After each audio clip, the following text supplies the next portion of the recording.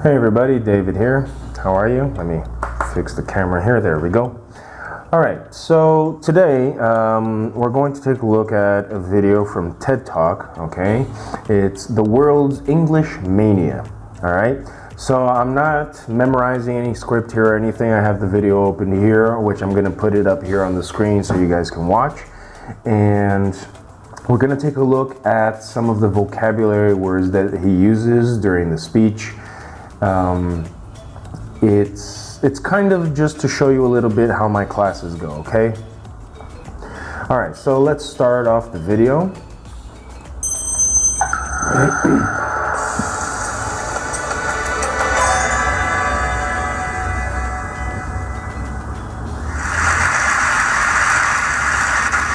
Let's talk about manias. Let's start with Beatlemania. Hysterical teenagers, crying, screaming, pandemonium. All right, so first sentences here that we have. Let's talk about manias. Let's start with Beatlemania. And then it says, crowd roaring. So just for you guys to know, crowd, a lot of you know, multidões. And roaring is rugido, tipo leão, like a lion. So for example, you can say that a lion roars, but when you're talking about large crowds of people, the noise that you hear, the strength of the sound, we say it's a roar, like a lion. So you say the crowd roaring. Historical teenagers crying, screaming, pandemonium. Pandemonium means craziness, out of control. All right? Yeah, okay, let's keep going. Sportsmania, deafening crowds, all for one idea. All right, now it gets interesting. Sportsmania, deafening crowds. Deafening. To be deaf is not be able to listen, okay? Surdo. And so when you say that, when you use it as an adjective and you say the deafening crowd, ensurdecedor. Okay, a lot of these words you're going to have the same as Portuguese, but it's kind of fun to know how to use them in English. Okay, so let's finish this paragraph here. Get the ball in the net. Okay, religious mania. There's rapture, there's weeping, there's visions. Manias can be good, manias can be alarming, or manias can be deadly. All right, I really like this video. It's very nice. All right, so sportsmania, deafening crowds, all for one idea, get the ball in the net. Goal, okay, religious mania. There's rapture.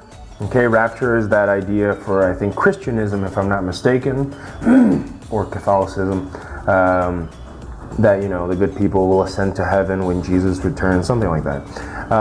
There's weeping, okay, choramingar, to weep. There's visions.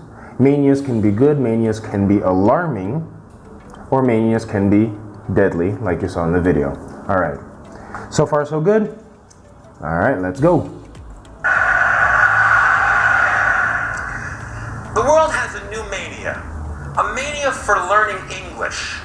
Listen as Chinese students practice their English by screaming it. It's my life!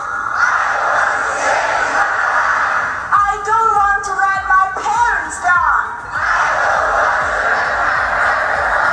I don't ever want to let my country down. Most importantly, I don't want to let myself down. How many people are trying to learn English worldwide? 2 billion of them. All right, let me just stop here a little bit. Okay, this is just amazing. This is impressive. You see the amount of discipline that these children have to have, and their focus on learning, English, and in that study of the language, they have this obligation, this doctrine not to disappoint their parents or not disappoint themselves or their colleagues. Anyways, it's a huge amount of discipline that I don't have, and I'm sure a lot of people don't have, but it's amazing. It's amazing. Anyway, so yeah, each one studies the way that they can. All right, let's go. In Latin America, in India, Southeast Asia, and most of all in China. If you're a Chinese student, you start learning English in the 3rd grade by law. That's why this year, China will become the world's largest English-speaking country. Okay. There's so much to say, yet there's so little to say about this. Because I've been teaching English here in Brazil for about almost 20 years. It's going to be 20 years soon. And, you know, yeah, they teach English in schools, but okay, they don't really teach English in school. They give you sort of a preview of what it might be, and it's I don't even know. I think they teach that in like 10th grade or something like that. And the Chinese, they start learning this in the 3rd grade. I mean, you know, talk about preparing your kids.